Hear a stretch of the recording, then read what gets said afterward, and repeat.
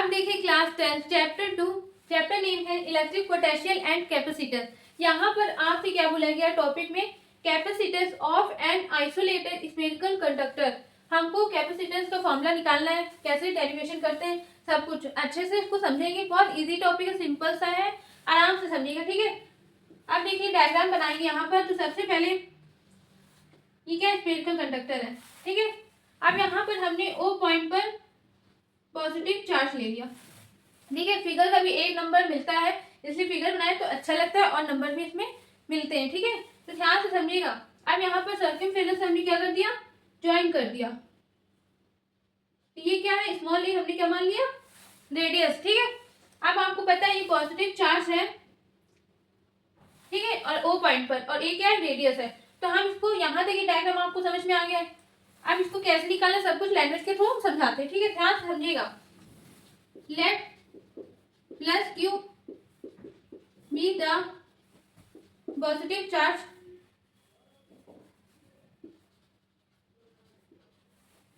is spread on the spherical conductor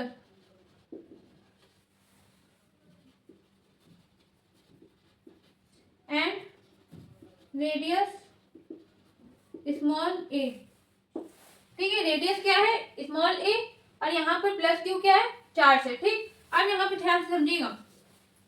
the electric potential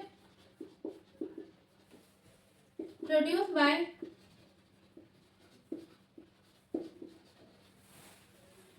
the electric potential produced by the positive charge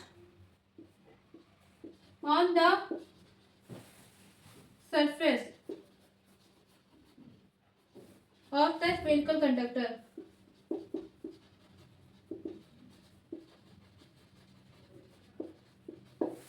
ठीक है। ध्यान से समझिएगा, हम सब समझा रहे हैं, आप यहाँ पर ध्यान समझिएगा, ठीक है। आपको यहाँ तक समझ में आ गया। प्लस क्यू क्या है, पॉजिटिव चार्ज है जो कि फैल रहा है ऑन द स्फेरिकल कंडक्टर के पास, ठीक है। यहाँ पर आप लोग दिखा सकते हैं क्या,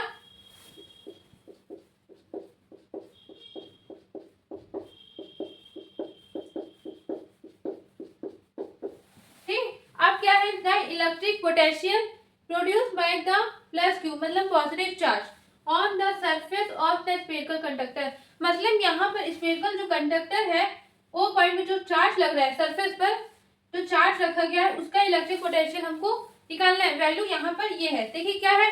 अगर इसके अकॉर्डिंग, नेमिंग के अकॉर्डिंग निकालेंगे इलेक्ट्रिक पोटेंशियल की वैल्यू, तो 1/4 पाई एप्सिलॉन नॉट के क्यू, ठीक है। पॉजिटिव चार्ज था और रेडियस क्या है, ए है, तो ये क्या आ गई, वैल्यू आ गई, ठीक है। इतना हमारा लग रहा है इस पे, ठीक। आपको ये समझाया गया यहाँ पर। अब इसके बाद नाउ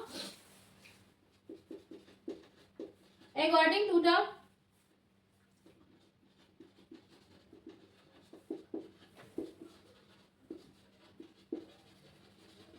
फॉर्मूला, आप लोगों ने फॉर्मूला पढ़ा है अभी पिछले ही टॉपिक में, C equal to Q upon V, इसको मान लेंगे सेकेंड इक्वेशन, ठीक है। ये फॉर्मूला आप लोगों ने पिछले ही टॉपिक में पढ़ा था, ये वाला C equal to Q upon V, ठीक है। अब इसमें आप लोग दिख रहा होगा यहाँ पर V है, तो V की वैल्यू क्या है, 1/4 पाई एप्सिलॉन नॉट के क्यू अपॉन ए। तो क्या करेंगे, फ्रॉम इक्वेशन सेकंड पर ये वैल्यू पुट कर देंगे। तो चलिए करते हैं। Therefore C equal to Q upon V की वैल्यू 1/4 पाई एप्सिलॉन नॉट के इंटू क्यू अपॉन ए। आप क्या लिखेंगे, फ्रॉम इक्वेशन कहाँ से आए, फर्स्ट, ठीक है। आप ध्यान समझिएगा, क्यू से क्यू क्या हो जाएगा, कैंसिल हो जाएगा। अब ये जो डिवाइड में ऊपर जाएगा क्या हो जाएगा, 4 पाई एप्सिलॉन नॉट के इंटू ए।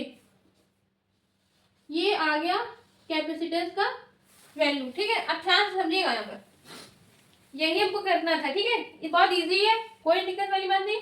आप ध्यान से समझिएगा, आपको अच्छे से पता है 4 भी क्या है, कांस्टेंट है, y भी क्या कांस्टेंट है, एप्सिलॉन नॉट भी के भी कांस्टेंट है। के क्या बोलते हैं, डाइलेक्ट्रिक कांस्टेंट, तो ये सब क्या है, कांस्टेंट है। अब आप लोग को अच्छे से पता है प्रोपोर्शनल हटाते हैं, मतलब कि चाहे डायरेक्टली प्रोपोर्शनल हो चाहे इनवर्सली प्रोपोर्शनल हो, तो वहां पर क्या आता है, कांस्टेंट बनता है। अगर हम यहाँ पर कांस्टेंट हटाएंगे तो क्या लग जाएगा, प्रोपोर्शनल लग जाएगा। मतलब नोट पे यहाँ तक आपको अच्छा है, बच्चे अक्सर यही तो करेंगे, पर आप कुछ एक्स्ट्रा करके दिखाएंगे तो टीचर को भी खुशी होगी, हाँ बच्चे ने कितना अच्छा पढ़ा है। तो मैं नोट में लिख सकते हैं, मतलब क्या यहाँ पे देखिए मैं दिखा रही हूँ, नोट सी,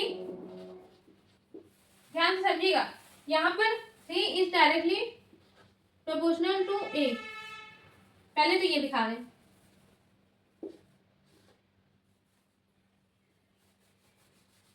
देखिए या तो ये लिख दीजिएगा पहले से अच्छे से दिखाई, फिर आपने कैसे प्रोपोर्शनल लगाए वो भी बता दीजिएगा।